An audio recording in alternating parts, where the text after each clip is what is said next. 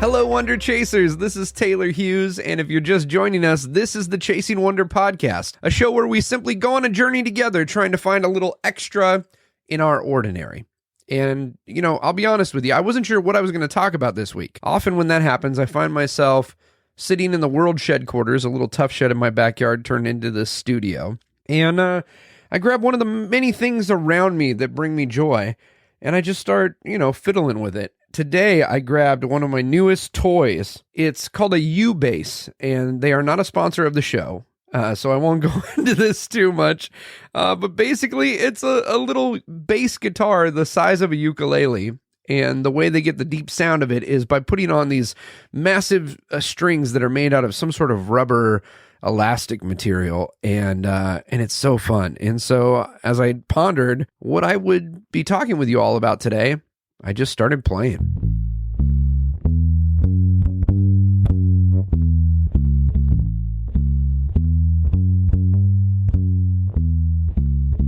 Well, not too long after I started playing and thinking about how much I love this little thing, did I realize what I wanted to share today. So today, friends, we're going to talk about customer service. Now, I know that sounds boring, but let's get real. All of us have either been in the business of serving people, or we've been customers receiving service from others. And if I asked you to close your eyes right now and think of a time where you had a negative customer service experience, some of you might be thinking about the time that you were waiting tables and that customer was a complete jerk to you. Or maybe you're thinking about the time that you were trying to buy a gift for your loved one and a little journey to the store that started out joyful ended up in tears as the shopkeeper was unhelpful. I've got two experiences that come to mind, and we're going to talk about both of them. So today on the show, I'm going to share with you about moon shoes and magic shops.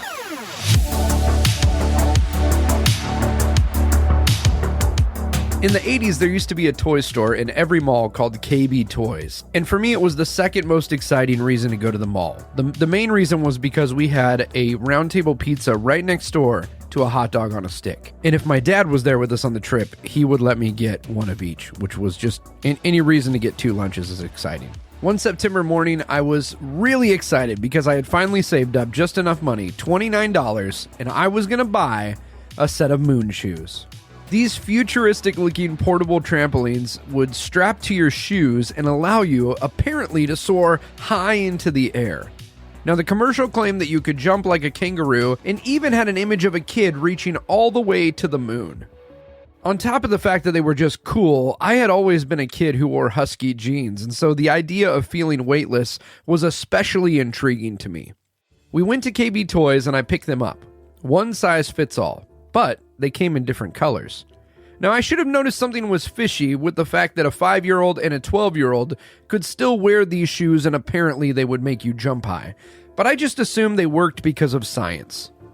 It turns out that the science employed in moon shoes was a series of large rubber bands that stretched from the foot platform to a large plastic sleeve that went around the perimeter. I chose the green and purple pattern, bought them with my own money, and I couldn't wait to get home and try them out.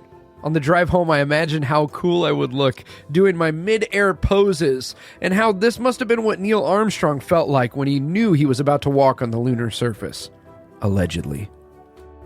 We arrived at my house and I ran upstairs with a yellow KB toy bag in tow, and I read the instructions, which essentially just said jump, followed by a warning about the dangers of embarking on such a suicidal adventure. I climbed to the top bunk of my bed thinking that the higher I started, the more air I would get when the, quote, gravity bands recoiled.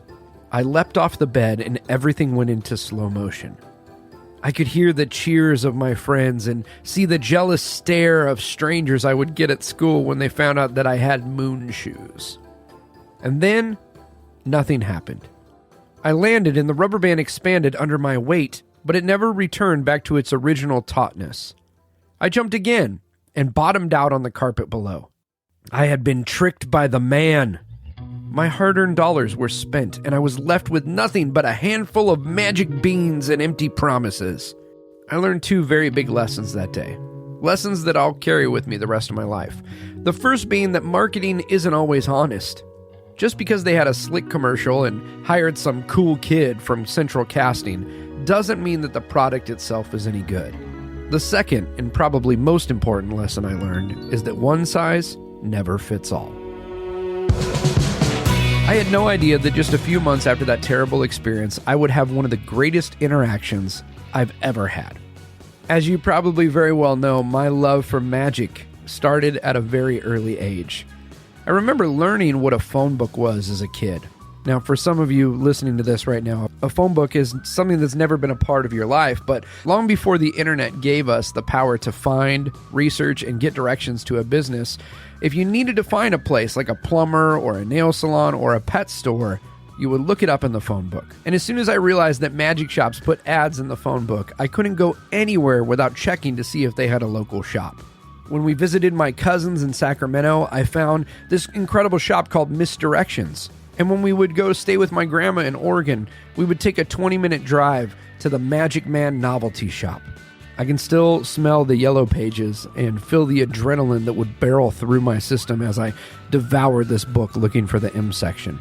And in fact, I don't think I've since felt that same exhilaration as I did with this silly activity. Some of my favorite local shops were the Magic Shop in La Puente, K&L Magic in Claremont, Best Magic in the city of Orange, and of course, the Mecca, Hollywood Magic in Hollywood, California. My parents never complained about driving me all over Southern California to visit these places, or about the countless hours I would spend asking to see a demonstration of every trick in the store. For this, I am forever grateful. There's nothing quite like the feel of a magic shop, and I think it has to do with shared passion. You see, nobody owns a brick-and-mortar magic shop because it's a lucrative business. They do it because they love the art. And because of that, you can hang around all day just to talk with other people who are passionate about the same subject you're into. It's like a comic book store, except you never feel less than because the guy behind the counter knows everything about Superman and you don't. It's just the greatest hang ever. It's wild to me that for the longest time, I never visited one of the most famous magic shops in the world, and it was right down the street from my house in Azusa, California. Owen Magic Supreme has been making elite props for the world's greatest magicians since 1903. When I was a kid, it was owned by Les and Gertrude Smith, who had been running the place since 1963. And I'd driven by it so many times and seen the iconic genie and the sign on the door that said, "By appointment only." I could only imagine what wonders took place behind those doors. At this time, I was 11 years old, and one Saturday morning my dad said, "Let's go cruising." This was his version of the phone book search, the only difference being that my dad is still cruising around Azusa alleys and phone books are a thing of the past. We made our usual stop at the little Pepsi in a bottle store, and then we turned down the street where Owen Magic was. See, my dad knew how much I loved to just look at the outside of this building as if I was going to get some mystery in my life through osmosis. So it was a regular part of our route to just drive by and I would drool out the window. But this time, we pulled in the driveway and parked. And I remember looking at my dad sharply thinking, we don't have clearance for this. We're just civilians. It turns out that my dad had made a call to Les Smith and arranged some time for him to visit with me.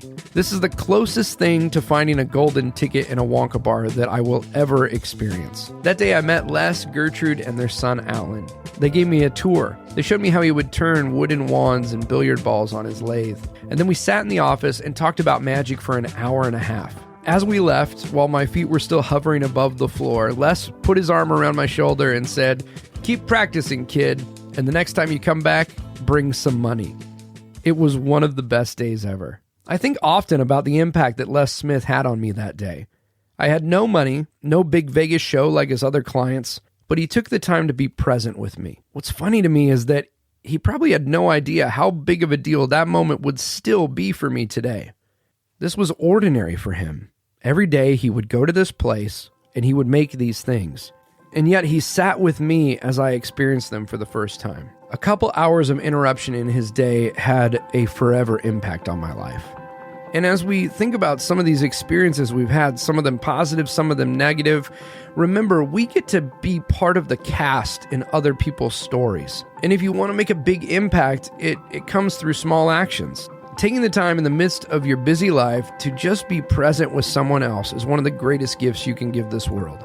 That was my one and only experience with Les Smith. He passed just a little bit after that, and I didn't get to see him. The next time I went to Owens, he wasn't there anymore. But I have an appreciation for him that doesn't fade because he took the time to care about me. So friends, that's our challenge for today. How can we make someone else's day a little bit better? How can we be the one that brings kindness in the midst of chaos? So wherever you're headed, whatever you're doing, my challenge to you is to go out there and help others chase wonder.